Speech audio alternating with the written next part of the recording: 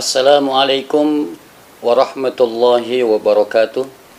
Semoga Allah yang maha mengetahui setiap dosa dan kezaliman yang kita lakukan.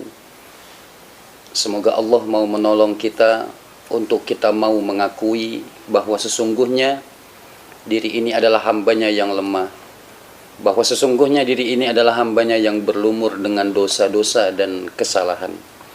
Ketika Allah Subhanahu wa ta'ala menganugerahkan rasa bersalah itu kepada kita, itu adalah merupakan satu nikmat dan karunia yang begitu besar yang Allah titipkan kepada kita. Maka kita patut mengucap syukur alhamdulillahi rabbil alamin, seraya beristighfar kita memohon ampun kepada Allah atas semua dosa-dosa yang sudah kita lakukan. Dan di antara dosa-dosa yang kita lakukan adalah dengan kita berbuat menfitnah orang lain dengan lisan kita. Apa yang harus kita lakukan ketika kita dihujat, difitnah oleh orang lain yang kita sebenarnya tidak pernah melakukan itu? Satu tips untuk kita semua yang disyariatkan oleh ajaran agama Allah dan dicontohkan oleh Rasulullah SAW. Sejarah membuktikan Rasulullah SAW adalah sosok manusia yang mulia. Rasulullah adalah sosok manusia yang tinggi nilai akhlak dan budi pekertinya.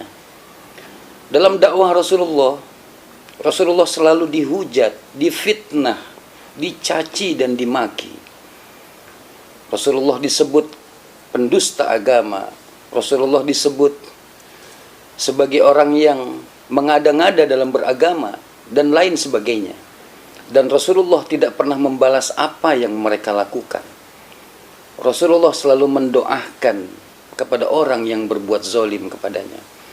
Dan di antara mutiara yang Rasulullah SAW tinggalkan kepada kita umatnya adalah mutiara itu. Rasulullah SAW selalu berbuat baik kepada orang yang berbuat zalim kepadanya. Yang harus kita lakukan ketika kita difitnah orang, yang pertama adalah hendaknya kita menyikapi apa yang sudah difitnahkan kepada kita. Introspeksi diri kita. Apakah benar apa yang mereka lontarkan kepada kita? Apakah kita melakukan hal itu? Jika memang kita melakukan hal itu, maka itu bukanlah fitnah, tapi perbuatan yang memang harus kita perbaiki. Jika memang itu fitnah, kita merasa tidak pernah kita melakukan hal itu, maka yang harus kita lakukan adalah berpasrah diri kepada Allah Subhanahu wa ta'ala, memohon petunjuk kepada Allah agar kita dan orang yang menfitnah kita senantiasa mendapatkan hidayah dari Allah Subhanahu wa ta'ala. Lalu kemudian yang kedua yang harus kita lakukan ketika kita difitnah orang, hendaknya kita mengklarifikasi. Kita tabayun kepada orang yang menfitnah kita. Dengan kita bertabayun kepada orang yang memberikan lontaran fitnah itu kepada kita, maka semua akan berbuah hasil yang baik dan semua akan mendapatkan keridhaan dan keberkahan dari Allah Subhanahu wa ta'ala.